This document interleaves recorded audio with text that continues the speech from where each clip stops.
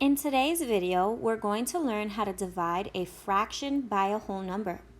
Last week, we only focused on having our whole number as our dividend and dividing that by a fraction. Today is different because we're starting with a fraction this time. We're still going to rely mostly on models to help us out, but we're going to see that these models look a little bit different from the ones we did last week.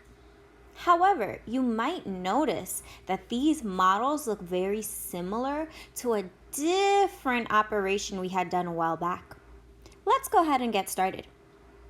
Again, I'm noticing that I'm starting with 1/6 in this problem, and I'm trying to divide that by 4. When I have the fraction 1/6, I know that's less than a whole. So I know that I won't need more than just one model for this problem. I'm going to go ahead and start off by drawing one whole fraction strip.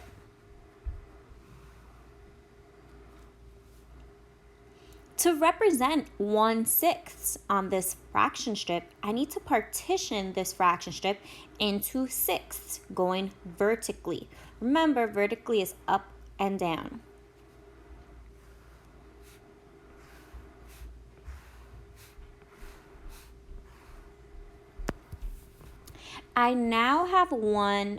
now I have 6. I'm going to go ahead and shade in 1/6.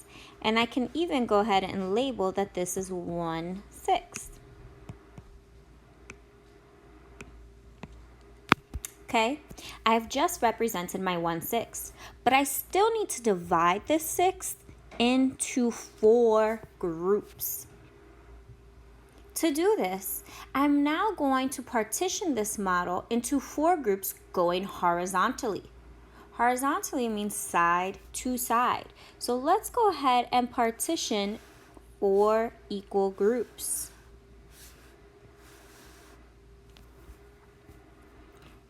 And just to be safe, because you know I love labeling everything, I'm going to label my first, second, third, and fourth group. Looks good to go. This model looks great. Now let's focus on the answer that I would get, or the quotient I would get, if I had 1/6 divided by 4. I'm noticing on this fraction strip that I have more pieces than what I started out with. My pieces are smaller now that I divided by 4. So the first thing I need to do is figure out how many pieces I have in this model. You can go ahead and count them one by one. Or you can skip count if you know 6 are in each row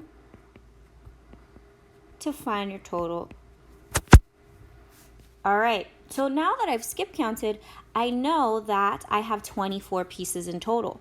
24 is your new denominator because that's how many pieces are in this fraction strip. Now I need to think what my numerator will be. My numerator will be how many shaded pieces are in each group. So let's look at the first group. I'm noticing that there's only one shaded. In my second group, there's one shaded as well. In my third group, there's one shaded. In my fourth group, there's only one shaded. So I'm noticing if I split 1/6 into groups of 4, there's only ever going to be one piece in each group. And so my numerator for this problem is 1. 1/6 divided by 4 equals 1/24. Let's use our check step just to make sure that's our right answer. Remember, to check any division problem ever, you're going to do the inverse operation. Inverse is just a fancy word for opposite. So think, what is the opposite operation of division? Think, think, think, think, think. That's right, it's multiplication.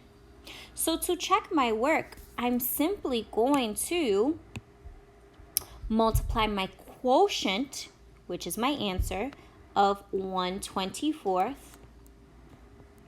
by my divisor, That's the number I divided by, so that would be 4. And whatever I get should equal my total, or the answer, or the number that I started with, which in this case was 1/6. Let's multiply to see if that's true.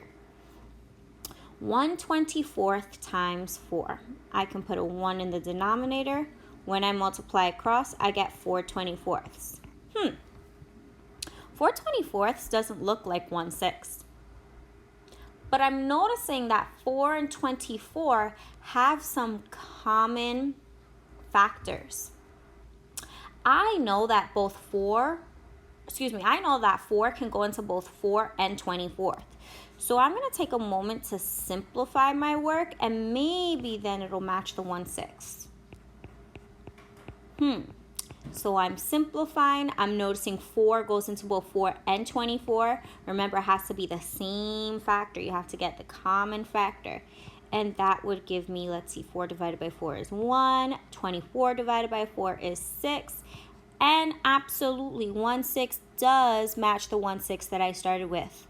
So I do know that my answer of 1/24 is correct. 1/6 divided by 4 equals 1/24.